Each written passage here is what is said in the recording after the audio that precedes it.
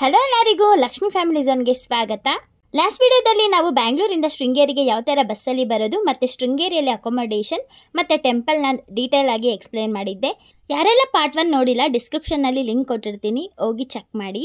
ಈಗ ಪಾರ್ಟ್ 2 ಅಲ್ಲಿ ನಾವು ಹೊರನಾಡು, ಕಳಸಾ ಮತ್ತು ಕಟೀಲನ ಹೆಂಗೆ ಕವರ್ ಮಾಡೋದು ಅಂತ ತಿಳಿಸ್ಕೊಡ್ತೀನಿ.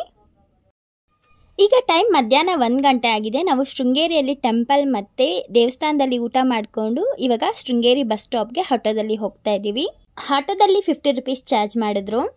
ಶೃಂಗೇರಿಯಿಂದ ಹೊರನಾಡಿಗೆ ಗೌರ್ಮೆಂಟ್ ಬಸ್ಸಸ್ಸು ಟೈಮಿಂಗ್ಸ್ ಪ್ರಕಾರ ಇರುತ್ತೆ ಮತ್ತು ಆ ಬಸ್ಗಳು ಈವ್ನಿಂಗ್ 4 ಗಂಟೆಗೆ ಲಾಸ್ಟ್ ಇರುತ್ತೆ.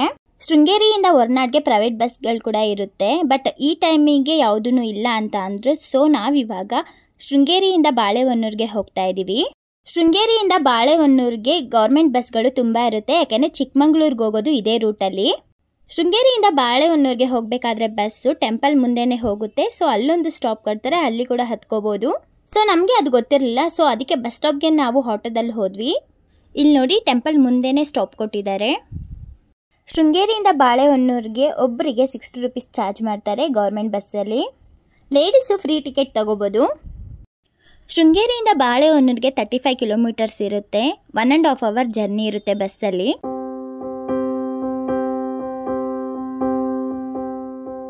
ನೋಡಿ, ನಾವಿವಾಗ ಬಾಳೆಹೊನ್ನೂರಲ್ಲಿದ್ದೀವಿ. ಬಾಳೆಹೊನ್ನೂರಿಂದ ಹೊರನಾಡಿಗೆ ಗೌರ್ಮೆಂಟ್ ಬಸ್ಸು 4 ಗಂಟೆಗಿದೆ ಅಂತ ಅಂದರು. ಈಗ ಟೈಮ್ 2:30 ಆಗಿದೆ. ಸೊ ನಾವಿವಾಗ ಪ್ರೈವೇಟ್ ಬಸ್ಸಲ್ಲೇ ಹೋಗ್ತಾ ಇದ್ದೀವಿ. ಇಲ್ಲಿಂದ ನಾವು ಹೊರನಾಡಿಗಿಂತ ಮುಂಚೆ ಕಳಸಾ ಸಿಗುತ್ತೆ. ಸೊ ನಾವು ಫಸ್ಟು ಕಳಸಾಗೆ ಹೋಗ್ತಾ ಇದ್ದೀವಿ. ಬಾಳೆಹೊನ್ನೂರಿಂದ ಕಳಸಾಗೆ 37 ಕಿಲೋಮೀಟರ್ಸ್ ಇರುತ್ತೆ. ಪ್ರೈವೇಟ್ ಬಸ್ಸಲ್ಲಿ ನಮಗೆ 65 ರೂಪೀಸ್ ಚಾರ್ಜ್ ಮಾಡಿದ್ದಾರೆ. ಫಸ್ಟ್ ನಾವು ಏನಕ್ಕೆ ಕಳಸಾನ ನೋಡ್ಕೋತಿದ್ದೀವಿ ಅಂತ ಅಂದರೆ, ಬಾಳೆಹೊನ್ನೂರು ಆದಮೇಲೆ ಫಸ್ಟ್ ನಮಗೆ ಸಿಗೋದೆ ಕಳಸಾ, ಅದಾದಮೇಲೆ ಹೊರನಾಡು ಸಿಗುತ್ತೆ. ಸೊ ನಾವು ಕಳಸಾನ ಕವರ್ ಮಾಡಿಕೊಂಡ್ರೆ ಅಲ್ಲಿಂದ ನಾವು ಮತ್ತೆ ಹೊರನಾಡಿಗೆ ಹೋಗ್ಬೋದು. ಸೊ ನೈಟು ನಾವು ಅಲ್ಲೇ ಸ್ಟೇ ಆಗ್ತೀವಿ ಹೊರನಾಡಲ್ಲಿ. ಹೊರನಾಡಲ್ಲಿ ನೈಟ್ ಸ್ಟೇ ಆಗಿ ದೇವ್ರ ದರ್ಶನ ಮಾಡಿಕೊಂಡು ಮತ್ತೆ ಮಾರ್ನಿಂಗ್ ಎದ್ದು ಇನ್ನೊಂದು ಸಲ ದೇವ್ರ ದರ್ಶನ ಮಾಡಿಕೊಂಡು ಲೇಟ್ ಆದರೂ ಪರವಾಗಿಲ್ಲ ನಾವು ಕಟೀಲಾಗೆ ಹೋಗ್ಬೋದು. ನಾವಿವಾಗ ನೋಡ್ತಾ ಇರೋ ನದಿ ಬಂದು ಭದ್ರಾ ನದಿ. ಇದು ಕುದುರೆಮುಖ, ಕಳಸಾ, ಹೊರನಾಡು, ಬಾಳೆಹೊನ್ನೂರು, ಅದಾದಮೇಲೆ ಶಿವಮೊಗ್ಗದಲ್ಲಿರೋ ಕೂಡ್ಲಿ ಅನ್ನೋ ಚಿಕ್ಕ ಹಳ್ಳಿಯಲ್ಲಿ ಇದು ತುಂಗಾ ನದಿನ ಸೇರಿ ಅಲ್ಲಿಂದ ತುಂಗಭದ್ರಾ ನದಿಯಾಗಿ ಹರಿಯುತ್ತೆ. ನಾವು ಶೃಂಗೇರಿಯಲ್ಲಿ ತುಂಗಾ ನದಿನ ನೋಡಿದ್ವಿ, ಇವಾಗ ಭದ್ರಾ ನದಿ ನೋಡ್ತಿದ್ದೀವಿ. ನಾವಿವಾಗ ಕಳಸದಲ್ಲಿರುವ ಕಳಸೇಶ್ವರ ದೇವಸ್ಥಾನದ ಮುಂದೆ ಇದ್ದೀವಿ. ಬಸ್ ನಮ್ಮನ್ನ ಎಕ್ಸಾಕ್ಟ್ ಟೆಂಪಲ್ ಅಪೋಸಿಟೇನೆ ಸ್ಟಾಪ್ ಮಾಡ್ತಾರೆ.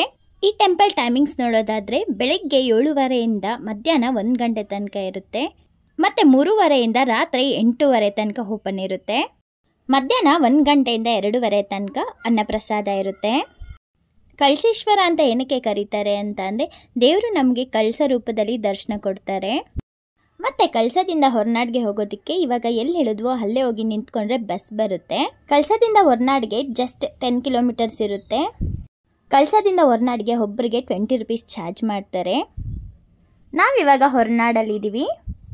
ಬಸ್ ನಮ್ಮನ್ನು ಟೆಂಪಲ್ ಆಪೋಸಿಟಲ್ಲೇ ಬಸ್ ಸ್ಟಾಪ್ ಇರುತ್ತೆ, ಅಲ್ಲಿ ನಮ್ಮನ್ನು ಕರ್ಕೊಂಬಂದು ಬಿಡುತ್ತೆ. ನಾವಿವತ್ತು ಸ್ಟೇ ಆಗ್ತಾ ಇರೋದು ಹೊರನಾಡಲ್ಲಿ. ಸೊ ನಾವಿವಾಗ ಅಕೊಮಡೇಷನ್ ಬಗ್ಗೆ ನೋಡೋಣ.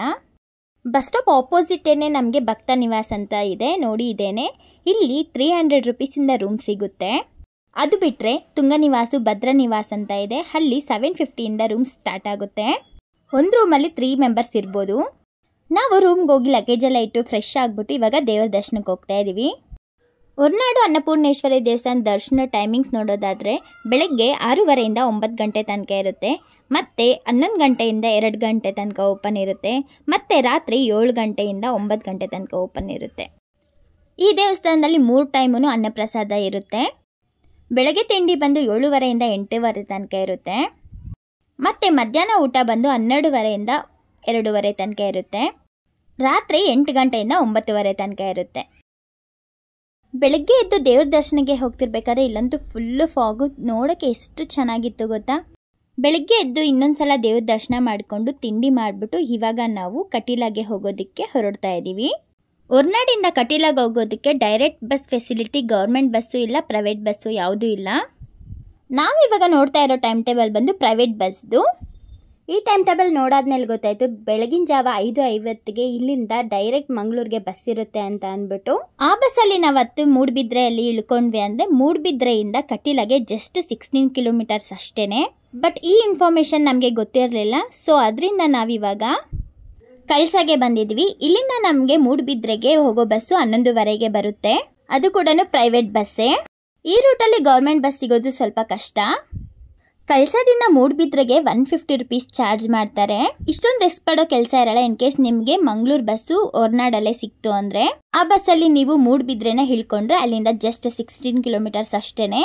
ಕಳಸಾದಿಂದ ಮೂಡುಬಿದ್ರೆಗೆ 85 ಕಿಲೋಮೀಟರ್ಸ್ ಇರುತ್ತೆ. 3.5 ಅವರ್ ಬಸ್ಸಲ್ಲಿ ಜರ್ನಿ ಇರುತ್ತೆ.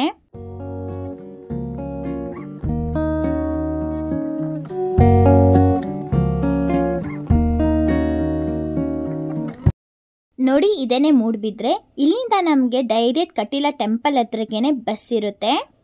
ಬಟ್ ಗೌರ್ಮೆಂಟ್ ಬಸ್ ಇರಲ್ಲ, ಎಲ್ಲ ಪ್ರೈವೇಟ್ ಬಸ್ಗಳಿರುತ್ತೆ. ಮೂಡುಬಿದ್ರೆಯಿಂದ ಕಟೀಲಾಗೆ ಜಸ್ಟ್ 16 ಕಿಲೋಮೀಟರ್ಸ್ ಇರುತ್ತೆ. ಒಂದು 45 ಮಿನಿಟ್ಸ್ ಜರ್ನಿ ಇರುತ್ತೆ. ಮೂಡುಬಿದ್ರೆಯಿಂದ ಕಟೀಲಾಗೆ ಜಸ್ಟ್ 40 ರುಪೀಸ್ ಚಾರ್ಜ್ ಮಾಡ್ತಾರೆ.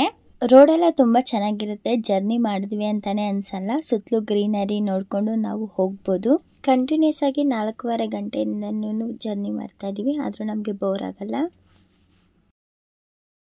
ನೋಡಿ ಇದೇನೆ ಕಟೀಲು ಬಸ್ ಸ್ಟಾಪ್. ಇಲ್ಲಿ ಪ್ರೈವೇಟ್ ಬಸ್ಗಳು ಬರುತ್ತೆ ಮತ್ತು ಮಂಗಳೂರಿಂದ ಗೌರ್ಮೆಂಟ್ ಬಸ್ ಕೂಡ ಬರುತ್ತೆ. ನಾವು ಕಟೀಲನ್ನ ರೀಚ್ ಆಗೋ ಅಷ್ಟರಲ್ಲೇ 4 ಗಂಟೆ ಆಗಿಬಿಟ್ಟಿತ್ತು. ಮಧ್ಯಾಹ್ನ ಊಟ ಮಾಡಿರಲಿಲ್ಲ ಅಲ್ಲ, ಫಸ್ಟ್ ಹೋಗಿ ಊಟ ಮಾಡಿದ್ವಿ ಹೋಟೆಲಲ್ಲಿ. ನೋಡಿ ಇದೇ ದೇವಸ್ಥಾನ. ನಾವು ಹೋಗಿದ ತಕ್ಷಣ ಫಸ್ಟು ಲಗೇಜ್ ಕೌಂಟರಲ್ಲಿ ನಮ್ಮ ಲಗೇಜ್ನ ಇಟ್ಟು ದೇವ್ರ ದರ್ಶನಕ್ಕೆ ಹೋದ್ವಿ. ಲಗೇಜ್ ಕೌಂಟರ್ ದೇವಸ್ಥಾನದ ಕಡೆಯಿಂದನೇ ಯಾವುದೇ ಥರ ಚಾರ್ಜಸ್ ಇರಲ್ಲ. ಈ ಕಟೀಲು ದೇವಸ್ಥಾನದಲ್ಲಿ ನಾವು ದುರ್ಗಾ ಪರಮೇಶ್ವರಿ ದೇವ್ರನ್ನ ನೋಡ್ತೀವಿ. ಈ ದೇವಸ್ಥಾನ ಬಂದು ನಂದಿನಿ ನದಿಯ ದಡದಲ್ಲಿ ಕಟ್ಟಿದ್ದಾರೆ. ಈ ಜಾಗ ಬಂದು ದುರ್ಗಾದೇವಿ ಅರುಣಾಸುರನ ಸಾಯಿಸಿರೋ ಜಾಗ. ಅದೇ ಜಾಗದಲ್ಲೇ ಈ ಕಟೀಲು ದುರ್ಗಾ ಪರಮೇಶ್ವರಿ ದೇವಸ್ಥಾನನ ಕಟ್ಟಿದ್ದಾರೆ. ನೀವಿಲ್ಲಿ ನೋಡ್ಬೋದು ನಂದಿನಿ ನದಿ ಹರಿತಾ ಇದೆ. ನದಿ ಮೇಲೇನೆ ಬ್ರಿಡ್ಜ್ ಇದೆ. ಅಲ್ಲಿಂದ ನಾವು ಟೆಂಪಲ್ಗೆ ಹೋಗ್ತಾ ಇದ್ದೀವಿ. ಈ ಕಟೀಲು ದುರ್ಗಾ ಪರಮೇಶ್ವರಿ ದೇವ್ರ ದರ್ಶನ ಟೈಮಿಂಗ್ಸ್ ನೋಡೋದಾದರೆ ಬೆಳಗಿನ ಜಾವ 5:30ಯಿಂದ ರಾತ್ರಿ 10 ಗಂಟೆ ತನಕ ಓಪನ್ ಇರುತ್ತೆ ಟೆಂಪಲ್ಲು. ಟೆಂಪಲ್ ಒಳಗಡೆನೆ ನಾವು ಗೋಶಾಲ ಕೂಡ ಇದೆ.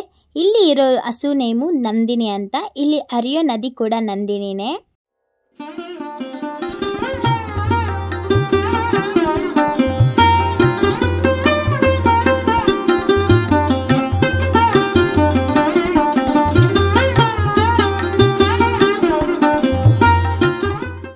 ಟೆಂಪಲಲ್ಲಿ ಊಟ ಟೈಮಿಂಗ್ಸ್ ನೋಡೋದಾದರೆ ಬೆಳಗ್ಗೆ 7:30ಯಿಂದ 9 ಗಂಟೆ ತನಕ ತಿಂಡಿ ಕೊಡ್ತಾರೆ. ಮತ್ತು ಮಧ್ಯಾಹ್ನ 11 ಗಂಟೆಯಿಂದ 3 ಗಂಟೆ ತನಕ ಊಟ ಇರುತ್ತೆ. ಮತ್ತು ರಾತ್ರಿ 7:30ಯಿಂದ 10 ಗಂಟೆ ತನಕ ಊಟ ಇರುತ್ತೆ.